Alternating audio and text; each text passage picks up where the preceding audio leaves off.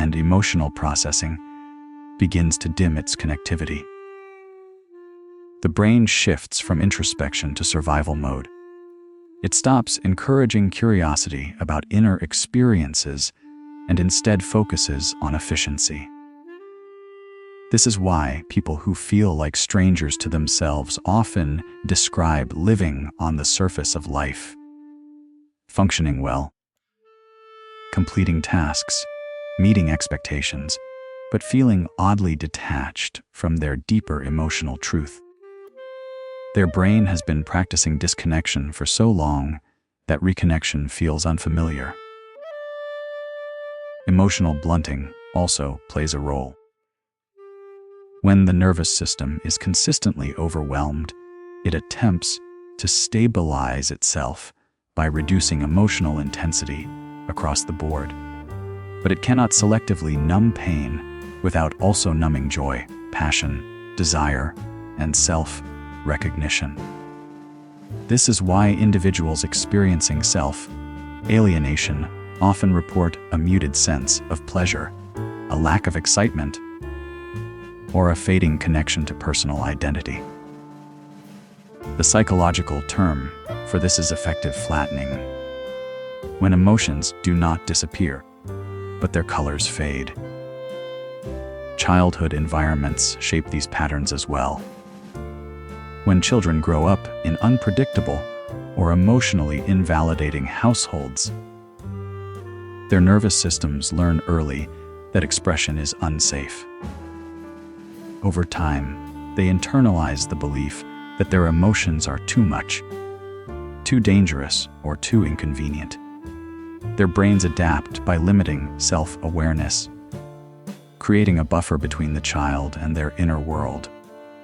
As adults, this can manifest as identity diffusion, the sense of not fully knowing who you are, what you want, or what you genuinely feel.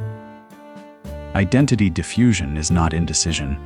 It is a physiological consequence of long-term emotional suppression. Even memory participates in this fragmentation. The hippocampus, responsible for linking experiences to a cohesive narrative of self, becomes less efficient under chronic stress. Life begins to feel disjointed. Time blurs. Moments fail to accumulate into meaning. A person might remember events, but not the emotions connected to them. They might recall a version of themselves that feels distant or unreal. When people say they don't feel like themselves, this is often what they are describing: a nervous system that has learned to disconnect from emotional continuity in order to endure. And yet, none of this means the self is lost. The brain does not erase identity, it only hides it behind protective layers. Every muted emotion, every quiet thought, every abandoned part of the self still exists. It waits behind the barriers the mind built for survival. Self-alienation is not a failure. It is the mind's attempt to reduce suffering. Understanding this softens the fear. It reframes the experience not as a personal flaw, but as evidence of how deeply the brain tries to protect the person who inhabits it. And beneath all the neurological defenses, the true self remains intact, patient, untouched, waiting for the moment it can be felt again. There is a particular kind of conflict that forms when a person begins drifting away from themselves. It is not loud. It is not chaotic.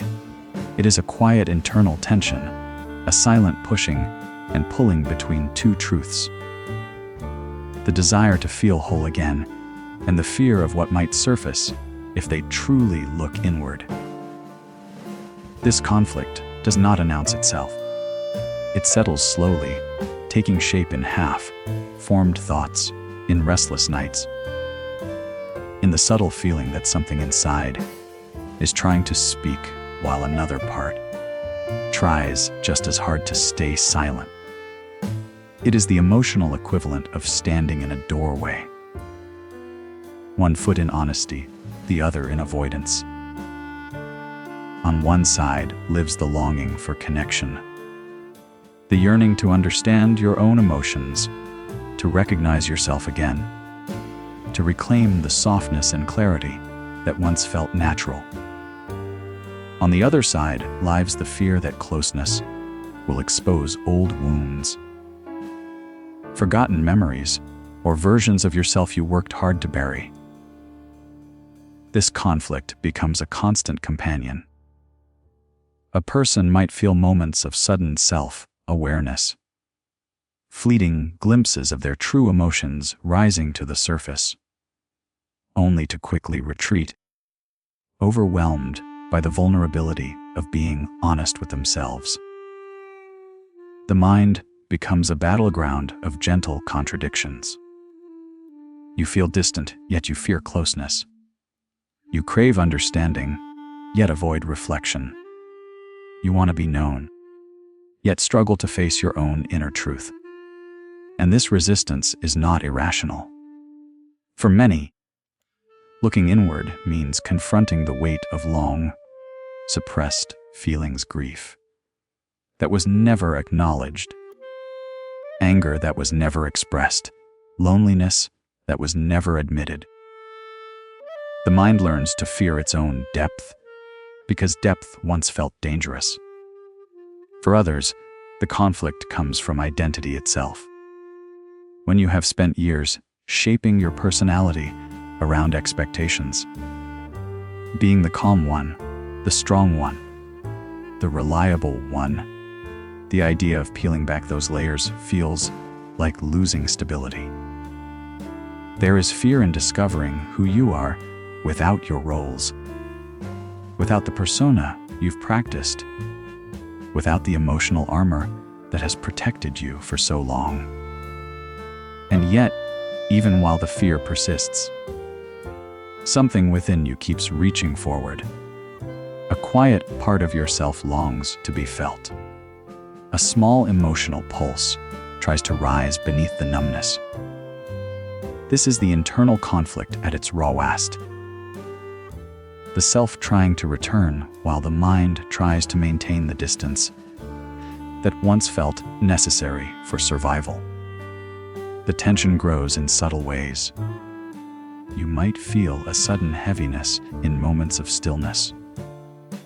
You might sense a faint sadness without knowing why.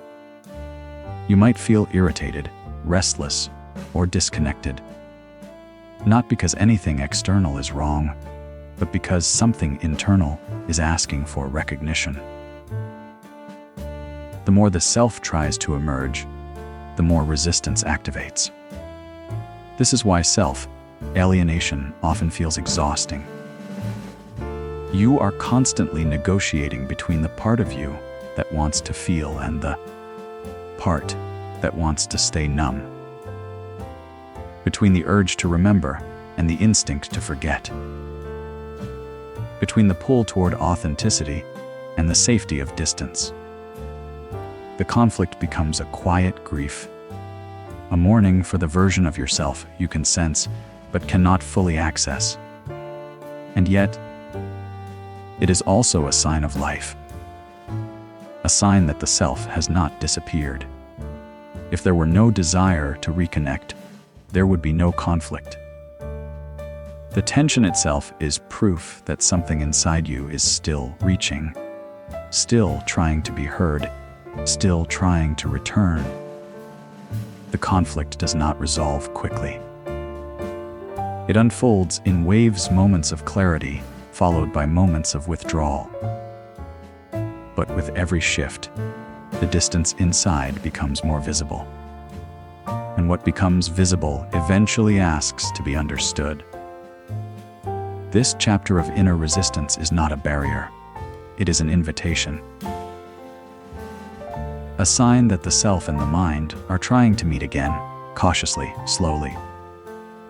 With the fear and hope of two old friends learning to recognize each other after a long separation.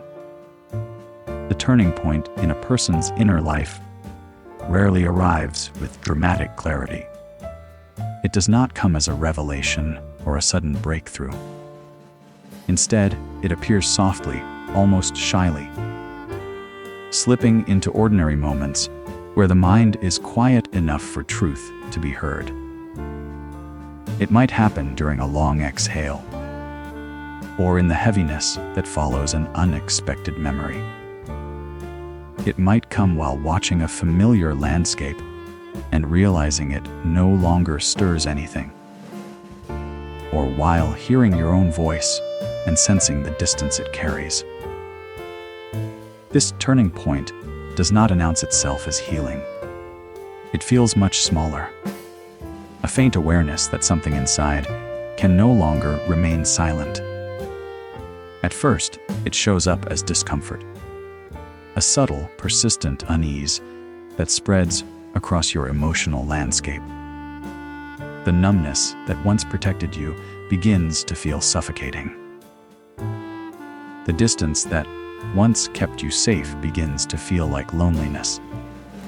You notice small contradictions, moments where you laugh but feel hollow, moments where you appear calm but feel fractured, moments where life continues but you feel like a passenger rather than a participant. These are not breakdowns. They are awakenings. The quiet turning point is the moment your inner world begins to signal that the cost of staying disconnected has grown heavier than the fear of reconnecting. It is when the protective numbness starts to crack, not in dramatic bursts, but in thin, delicate lines. You might feel tears come unexpectedly, not because anything is wrong, but because your body is remembering the emotions it once learned to suppress. You might feel a sudden longing for depth, a desire to understand yourself again, even if the idea terrifies you.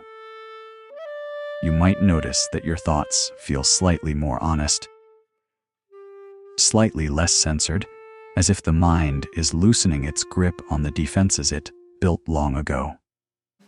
These moments are subtle but significant. The body speaks before the mind does. A tightening in the chest when you hear someone talk about childhood. A lingering ache when you see a version of life you never allowed yourself to want. Quiet shame that surfaces when you think about how long you've been pretending to be okay. The turning point is not the moment you decide to change. It is the moment you become unable to continue in the same emotional silence. It is the moment your inner world begins tapping gently at the edges of your awareness, asking to be felt again. There is fear in this stage. Fear that opening the door will unleash everything you've held back. Fear that examining the distance will only make it wider. Fear that reconnecting will require confronting parts of yourself you barely recognize. But alongside the fear, something else begins to move: curiosity. A soft curiosity about your own emotions. A desire to belong to yourself again. A quiet hope that maybe, beneath all the numbness, there is still something alive. This coexistence, fear and hope, creates the shift. You start noticing moments of unexpected presence, feeling your breath more deeply than usual, sensing a heaviness in your body that you cannot explain, recognizing an emotion without immediately pushing it away. These tiny recognitions accumulate. They begin forming a bridge between the person you became for survival and the person you once were before the drift began. The turning point is not about clarity, it is about honesty. A quiet internal admission: I feel lost, and I want to find myself again. It is enough. Awareness is enough. Because once the truth has been seen, even in its smallest form, the mind cannot return to full distance. Something inside you has begun shifting direction. Something inside you has chosen to stir, to speak, to reach. And even if the journey ahead is long, this soft moment, a single flicker of recognition, is what marks the beginning of your return to yourself.